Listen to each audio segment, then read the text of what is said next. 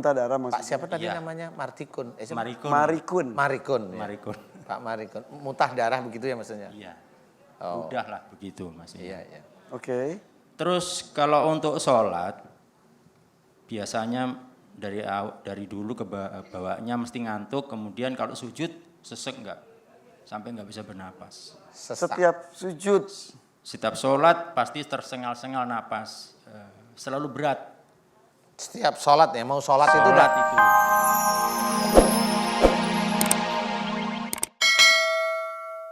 Oke, kita akan melanjutkan pertanyaan Boleh. berikutnya, boleh? Ya. Ibu, siapa yang mau bertanya? Tapi maaf, saya mau ke Bapak.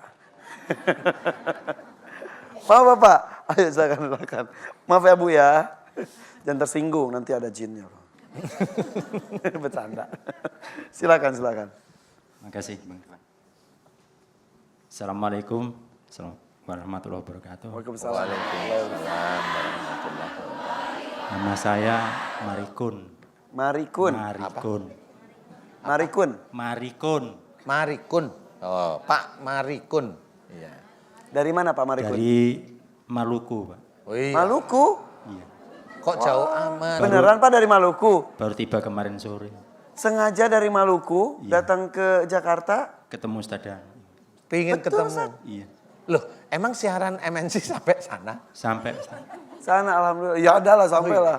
Silakan Pak Marikun. Usia saya sudah 47 tahun. 27. Alhamdulillah. Ya. Tahun 2006 saya divonis oleh dokter diabetes mellitus. Ya. Tahun 2012 saya masuk rumah sakit, Ustaz. 2012 masuk rumah sakit. 6 tahun yang Maksudnya ini jenguk pasien apa? Saya di opnam. Oh, lah. Gara-gara diabetes yang tadi. Oh ya. Ustaz suka bercanda biar nggak terlalu tegang. Jadi Tahun- tahun 2012 masuk rumah sakit karena diabetes. Terus? Tahun 2013 saya kena komplikasi yaitu lambung. Astagfirullahaladzim. Lambungnya Terus kenapa kata dokter? menjalar ke paru. Oke. Diabetesnya belum sembuh total? Sudah? Menurut dokter seumur hidup harus minum obat. Oke. Memang diabetes nggak bisa sembuh. Iya. Oke. Menurut beliau ya. Apalagi keturunan. Oke. Oh, turun. Sekarang ke lambung dan juga paru-paru. Tahun 2013 juga akhirnya saya dirawat, masuk lagi tahun 2015 akhir sampai 2016, kemudian terakhir saya di Siloam Tangerang. Di sini di Biasa di opname karena dirujuk oleh dokter dari Ambon tidak sanggup, saya ke Sakitnya apa itu waktu itu? komplikasi, Ustaz. Bahkan sudah sampai ke mata katanya glukoma.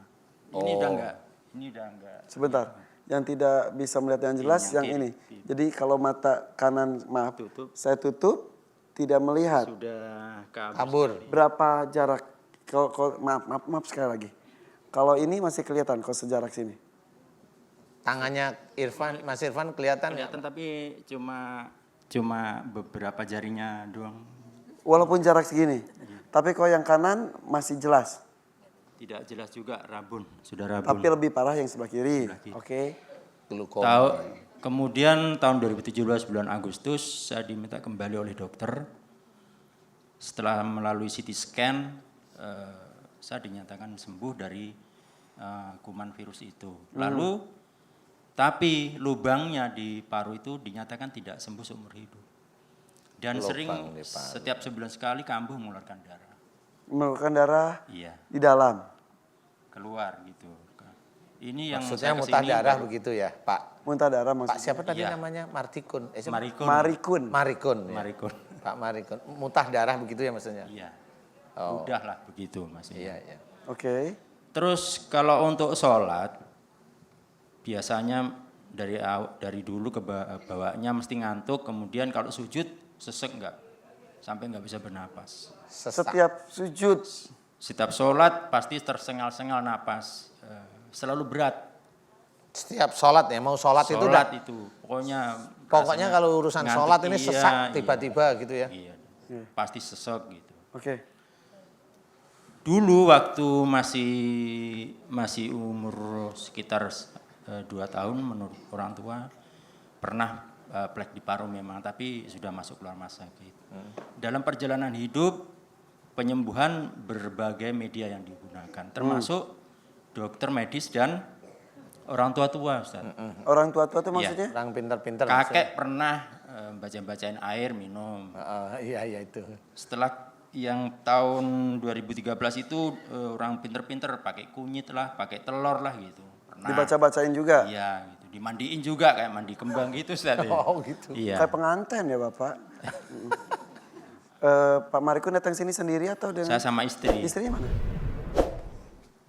Yang Istri boleh. Orang lain loh Pak. Ayo, Bu.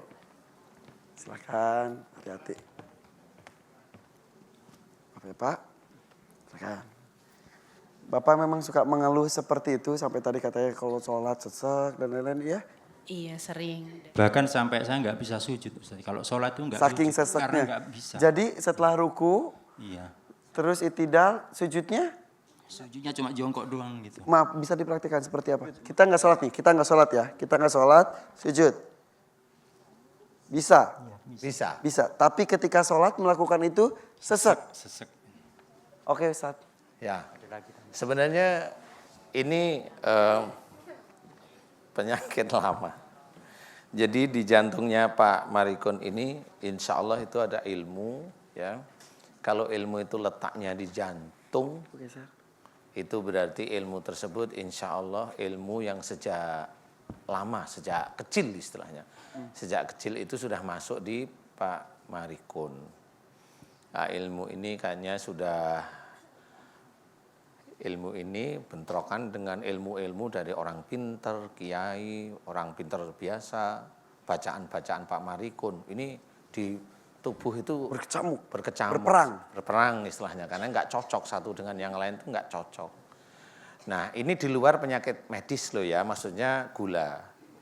Ya, nah kalau mamanya saya cerita tentang gula, saya mau tanya sama Pak Marikun nih, gula itu kalau dari sisi akhlak, biasanya insya Allah itu seorang yang punya penyakit gula itu biasanya pendapatnya pendapatnya itu merasa pendapatnya paling benar. Satu, kalau mamanya pendapatnya itu nggak digubris atau nggak dilakuin oleh orang lain, marah.